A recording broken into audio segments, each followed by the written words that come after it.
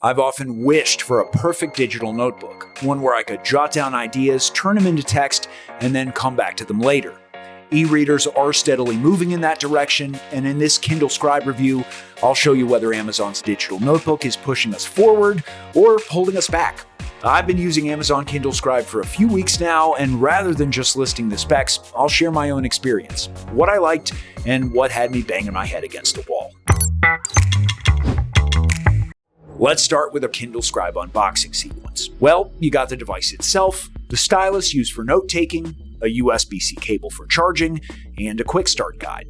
If you've ever used a Kindle device, you won't need that last piece. Scribe is not much different from Amazon's typical e-reader. For now, I'd like to mention that Kindle Scribe comes with a slightly different configuration based on storage. So now that I've unleashed the beast from its box, what are its specs? First, we have the 10.2-inch glare-free Paperwhite display with 300 pixels per inch.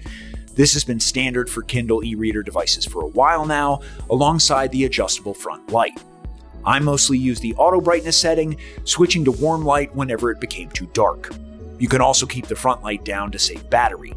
Unlike the older devices, which could last a month on a single charge, Kindle Scribe is unlikely to hold a charge for even as long as a couple of weeks. Second, a Kindle Scribe stylus review.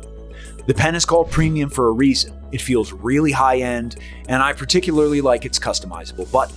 Personally, I had it set to the highlight tool when reading, but for notebook mode, the eraser makes way more sense. Yeah, I utilize the separate reading and writing modes. While doodling in most Kindle books is impossible, and I can only create sort of sticky notes to leave on pages, interestingly enough, I was consistently able to write on the pages of PDF documents. I'm glad Amazon shares the public disdain for Adobe business practices, letting me change PDF files without an Adobe subscription. Similar to other Kindle e-readers, Scribe takes advantage of the Send to Kindle Cloud sync, which lets you drag and drop any of your books, loading them directly on your device. And as usual, Kindle Scribe supports plenty of different book formats, so there's no trouble there. But let's address an elephant in the room. As of this February, Amazon no longer allows people to download their purchased books on their PC or other devices. You either use Kindle devices exclusively, or your books are no longer yours. Do I hate it? Absolutely. Does that make Kindle Scribe unusable? Not even close. I effortlessly downloaded books from other sources and uploaded them on this device using Calibre. Essentially, all Amazon did was make me less likely to use their built-in Kindle store. Bezos' business acumen is genuinely out of this world. Regarding built-in book sources, Kindle has access to a few better ones than its native store, such as Audible and Goodreads. You just have to be careful with Audible if you don't want to run out of memory. The minimum 16GB storage likely won't be enough to keep all your books, so the 32 or 64GB version is preferable if you mostly listen to audiobooks. Now, what does it feel like to hold this book? First off, yeah, it's massive. 10 inches is big enough to be a tablet, and I stand by the opinion that e-readers don't need to be that big. When simply reading books, I couldn't escape a bit of mild discomfort due to the screen size. That said, I can't discount the fact that people with weaker eyesight will find this screen a godsend. The e-reader itself is quite lightweight for its size and doesn't feel bulky. Plus, it's quite comfortable to the touch, and the aluminum finish doesn't feel cheap, as one might expect from a device at this price point. Now, the Kindle Scribe size is actually optimal for note-taking. It holds just like a tablet, and the stylus feels natural to use.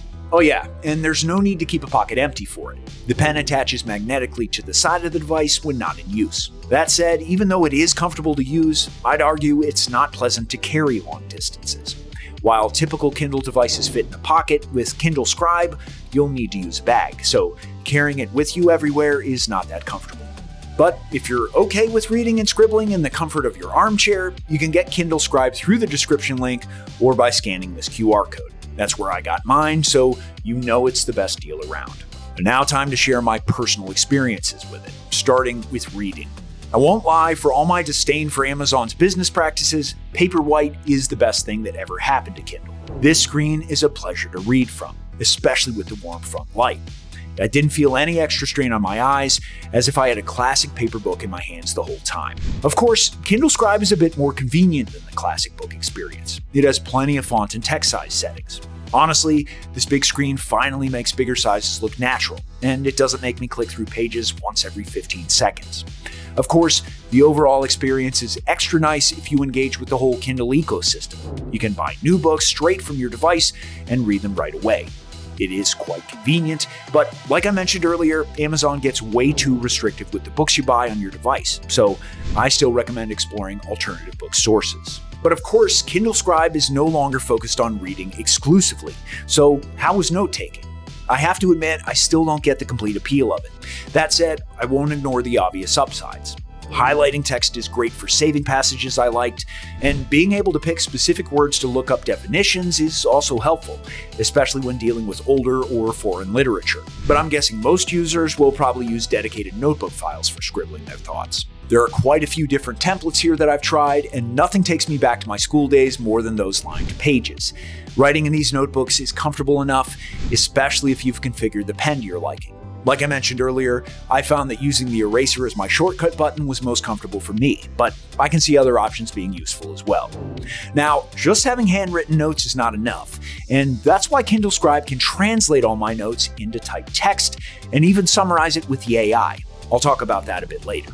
While my experience with both reading and writing using Kindle Scribe was mostly positive, I want to highlight a few crucial Kindle Scribe pros and cons. Let's start with the good parts. As I've said, the reading experience is excellent. Paperwhite is awesome as always. Writing with the pen is also comfortable, and even when using all these features, the battery is quite solid. Now let's talk about the downsides. Handwriting to text conversion, while it's quite nice, longer notes take forever to convert, and the AI summarization may take even longer if you wrote a lot. A couple other things I noticed when writing was a lagging pen response if I wrote too fast, and the screen burnout. What I mean is the text outline staying on the screen even after erasing the text I wrote. It would disappear after a while, but that's an inconvenience nonetheless. In conclusion, I'll say one thing. The Kindle is high quality as usual.